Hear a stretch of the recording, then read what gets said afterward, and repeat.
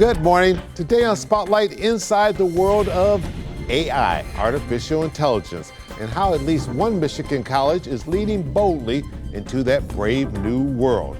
Why are they offering an AI degree to some of its students, and what's the future for them and us? We'll ask Dr. David Skippers, Vice President and Chief Academic Officer and Academic Dean at Walsh College, and Dr. Daniel Sim, Executive Director of the Center for Innovation and Entrepreneurship and President of Walsh Ventures.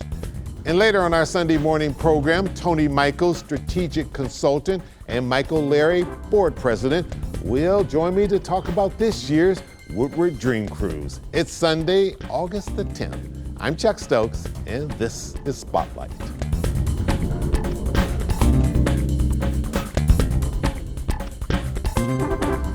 Dr. Skippers, Dr. Sim, thanks for joining us today on Spotlight. I'm going to start with you, Dr. Skippers. You've been at Walsh College for not quite a decade, but close to it. Now, all we're hearing these days is AI and the entrance it's making into our lives, whether we want it or not, it's here. You're offering a degree program in this that will start up soon. Why? Well, demand, to be frank. Obviously, we're seeing what's happening in the world today. One of the things, though, that I'll stress is that we work with a lot of industry partners. And we have advisory boards. We've been working with those different leaders, and really there's been a demand for, we need skill sets of people to be able to fill these needs. So the demand was coming more from the business community or from the students? And I realized you're at Walsh College, so you have a lot of people who are working and then they're going there in the evening to get those degrees to move on to the next level in the business world.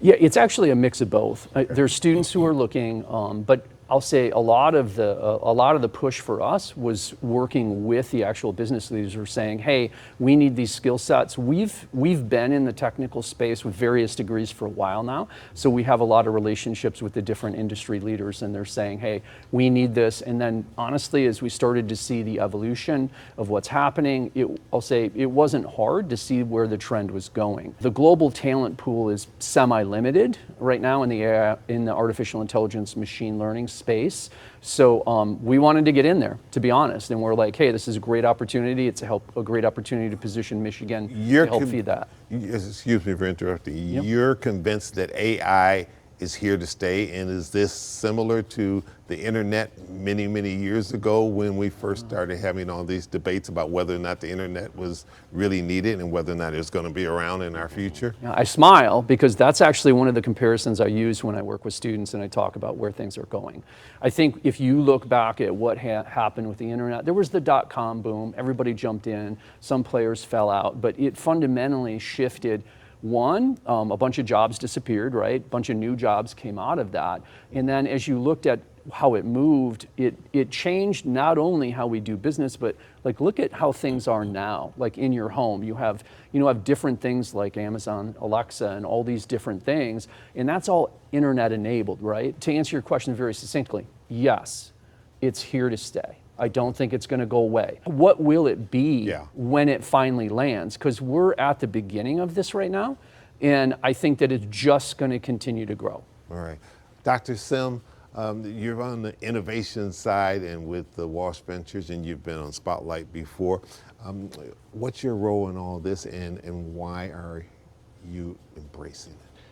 Yeah, and we're excited about it. So Walsh Ventures is focused on fostering and supporting innovation entrepreneurship, kind of in the spirit of Walsh, started by Mervyn Walsh, who helped Thomas Edison. So yeah, we're in some guy named Thomas Edison, right? Yeah. So we are in the business of sort of innovating, and so we have an angel investor group. In fact, we invested in an AI company that's a spin-out from Walsh College, and so that technology that we're developing and patenting, we're actually going to be using in the classroom. So there's a big synergy between the innovation happening at Walsh Ventures and what Dr. Skippers is implementing in the classrooms. When we look now, they're starting to rank colleges that are involved with AI teaching.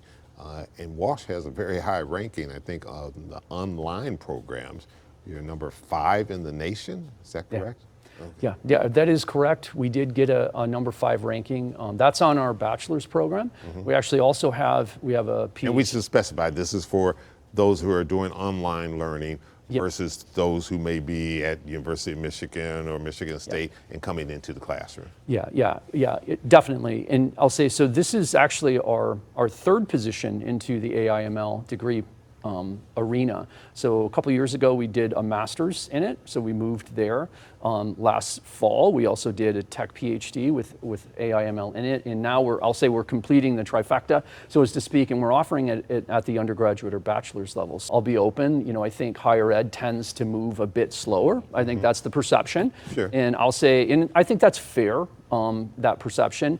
We have very much taken a very different position. So early on, as we started looking at this and as conversations with industry leaders were happening, and I'll say thankfully, I'll give credit out to our president, Dr. Susie Siegel. We had early conversations, and trust me, there was a, do we go here? What do we do? How do we see this evolving? And it was very, it was a progressive conversation. It wasn't super hard to sell. We had already been into the data science arena for a while, so we already started to see the movement and the evolution. So I didn't need to put on a Nostradamus hat. I sometimes joke I'm Nostradamus. I try to predict the future. But it wasn't a hard sell, to be honest with you. And as we moved it through board of trustees and stuff, I think everybody realized this thing's starting to move. We want to position and be on the forefront. And we better get on board. We better, the train's going to leave the station. Do you want to be on it or not? All right, I need to get on the train and get to this break. We'll be right back. Stay with us.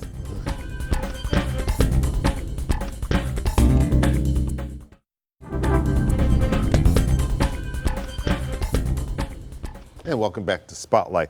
Dr. Sims, as you hear this very kind of academic, lofty discussion in this bold new world that we're entering in, what are you hearing from the business world side?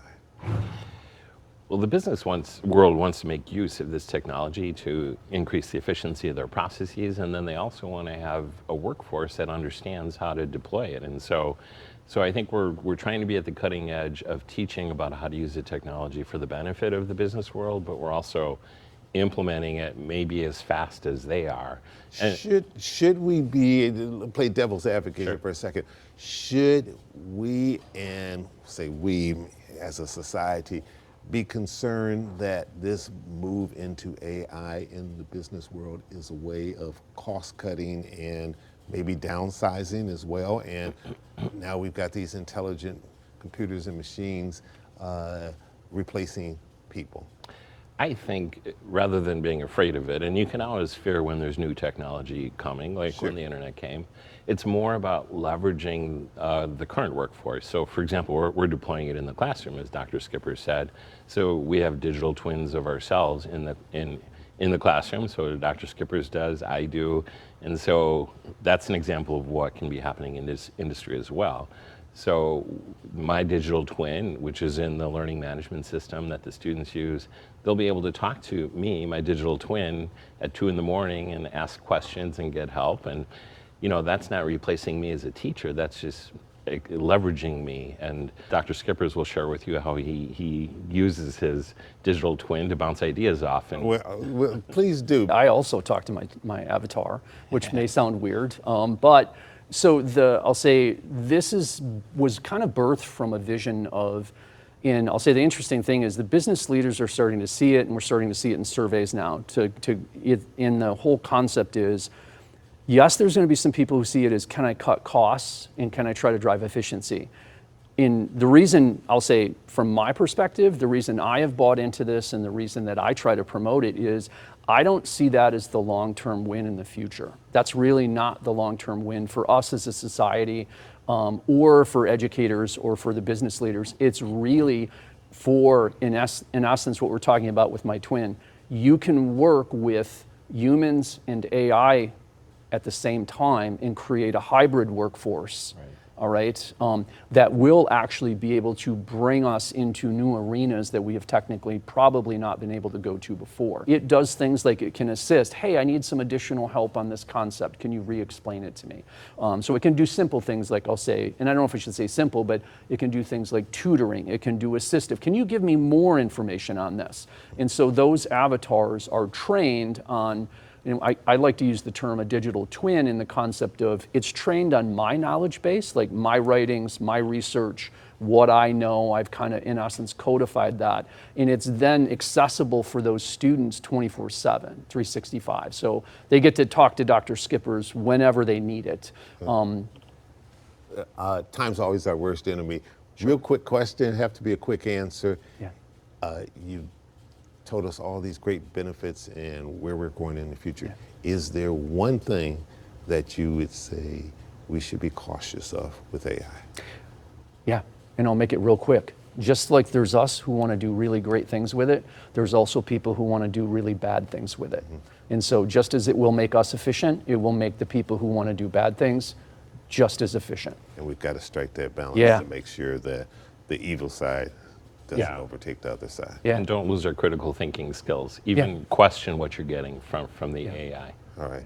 Dr. Sim, Dr. Skipper, thanks so much for joining us, and best of luck. We'll get you back, figure out how this is all going. Thank you very much. Appreciate it. It's our pleasure. And when we come back, Tony Michaels and Michael Larry, leaders of the annual Woodward Dream Cruise, something we absolutely love here at WXYZ. They'll get us ready for what's coming around the corner in just a few days. We'll be right back. Stay with us.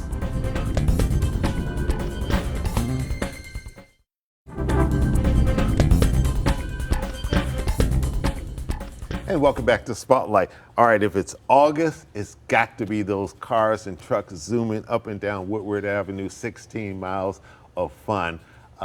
This is the 30th anniversary, Michael Larry. Mm-hmm. Let's go back to 1995. Nelson Howes started it. You remember why? He had a vision of helping kids and he wanted to keep them active. And so he thought of how could we raise funds to build a soccer field in Ferndale. A good, noble deed. Mm-hmm. Yeah, and it took him and a group of volunteers to create that idea. So part of the idea was also to be more than just Ferndale. So they expanded by reaching out to the local communities all the way up to Birmingham at that time, and they all jumped on board. How many people showed up that first year? They estimated around 10,000. It turned out to be over 250,000. Holy smokes. And Tony Michaels, how many are you expecting this year? Oh, geez, it's thousands and thousands, 40,000 vehicles going up and down Woodward. A million people? Yeah, you know, because it's all day and people come and go and they just keep replacing the thousands that were just there, and many stay, you know. They camp out, and they camp out on Friday too.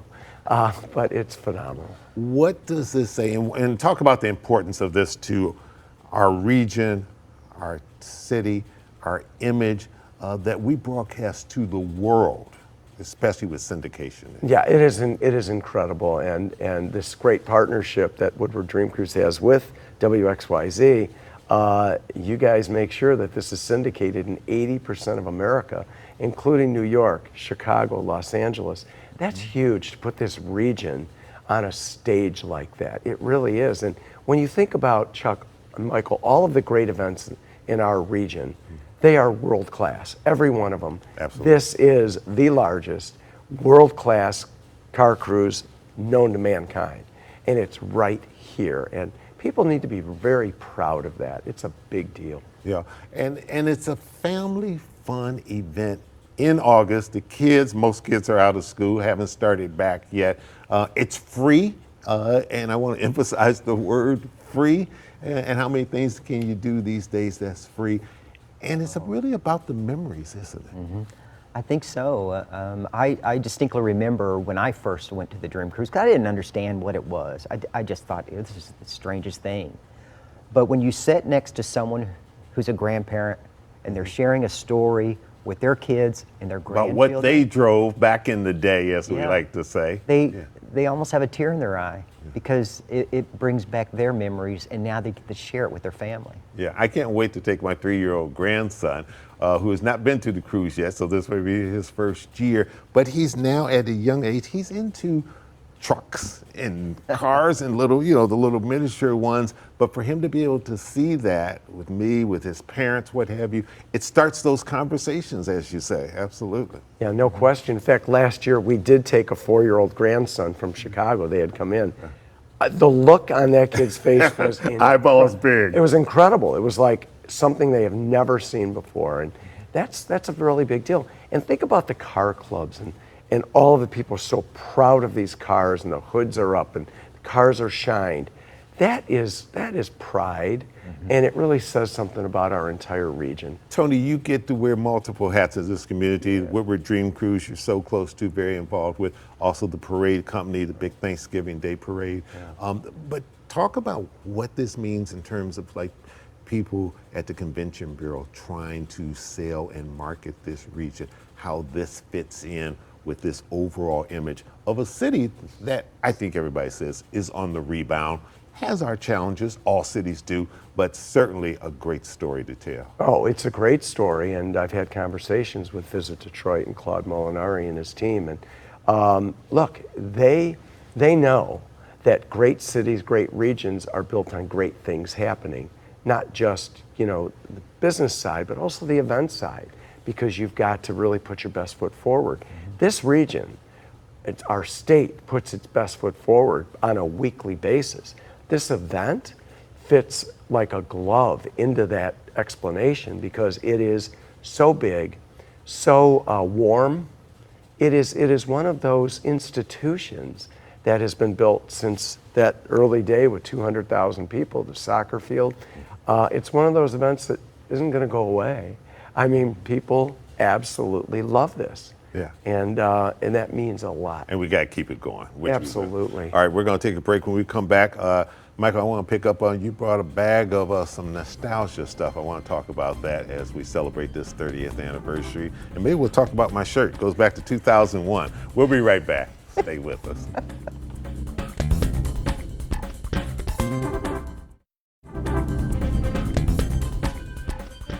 Michael Leary, you brought in a bag of nostalgia stuff. What's in that bag?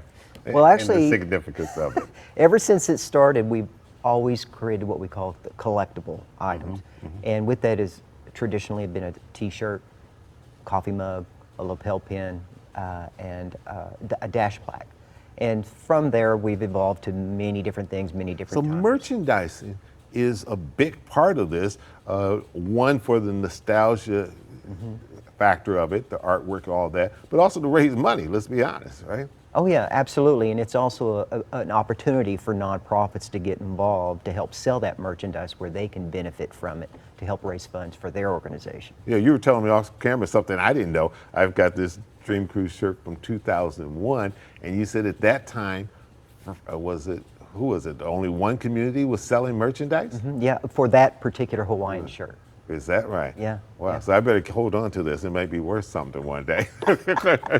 Maybe we could put my grandchild through college on it, right? Well, I'm actually wearing right now, this is the 1995 t-shirt. Okay. This is the original design That's from the original very beginning. One. Oh man, you beat me by one. We actually have this reprinted for this year for nostalgic purposes. Cool, well you better hang on to it.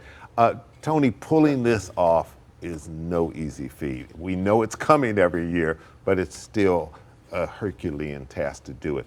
What's the key to the success? These great cities really pull this off. And there are 9 communities, 16 miles up and down Woodward, Oakland County. Absolutely. Public Works, Fire Department, Police Department, what they do and pulling this off is incredible. It's not an easy task. And then our great Sheriff of Oakland County, Michael Bouchard, and what he does with his team. This is a team of many, and the cities are just phenomenal. They really are in how they do this. And to watch the police and fire department, everyone, Public Works that closes the streets, right, Michael? Yeah. It's a symphony. It really is. It's a symphony that comes together, and it's people shoulder to shoulder enjoying their day like none other. It's great. Yeah. Michael, is there a little friendly competition between the communities of who does the best job hosting or who comes up with the best attractions for their particular area, realizing that it serves the whole? Yeah. But you know, I think we all have communities our own little salt and pepper flavors, and it complements each other. And that, you know, Dream Cruise is a collective of 16-mile radius. And within that, you have communities that have their own showcase. And Ferndale, for example, we do a two-day event on Friday and Saturday where we have the emergency vehicle show, we have the official ribbon cutting ceremony for the Dream Cruise, we had the Lights and Sirens Parade, and then on Saturday we had the Mustang Alley and the Bronco Corral. But then you go down to Royal Oak and they had the performance car show. At 13 Mile and Woodward in Birmingham, you have their own Birmingham cruise event. And then in Berkeley, they have the cruise parade on Friday night. So it's a real smorgasbord. And the car clubs, I mean, if you go to the Woodward Dream Cruise website and you click on the little thing about car clubs, I mean, it would take you a half hour to go through all the list of things. How important is that to the fabric of all of this? It's huge, because if you look on that Saturday, you know, Dream Cruise Saturday, the car clubs are together. And they are so proud. The hoods are up, and this is their day. It is really their day, and they welcome people to check out their vehicles, and don't touch them too much, but check them out, because those are treasures. They are treasures. Yeah, yeah. This is a fantastic event. Channel 7, of course, will be out there covering it from hood to hood, so to speak, of all the different brands. I'm curious to know, you guys are so close to this. Are either one of you classic car owners? I'm just a viewer and a planner, but Do you have visions of maybe one day getting a classic car since you're so close to the product of pulling all this off? I tell you what, if I could get me a 1965 Ford Mustang convertible, I'd be very happy. Oh, you just put the word out there. You might start getting some calls. Tony, how about you? Is that one of those visions when you retire, something like that? Maybe down the road. I'm not right now, but I'll tell you, there are some beautiful automobiles that, yeah, I'd love to have one of those someday, without question. And that Mustang that Michael mentioned is phenomenal. It really is. All right, very good. Well, make sure you go to the Woodward Dream Cruise. It's this coming Saturday. And from sun up to sundown, you'll see the fanciest, most fantastic, colorful cars and trucks you ever want to see, and nostalgia going back to the 50s, 60s, and then you'll see some contemporary stuff out there as well. Gentlemen, thanks for coming in, and best of luck with everything. Thank you. All right. Well, that's it for today. Obviously, I changed clothes really, really fast, kind of like Superman. Special thanks to all my guests today. I'm Chuck Stokes. We'll be back next week with more newsmakers in the spotlight. We hope you have a great week.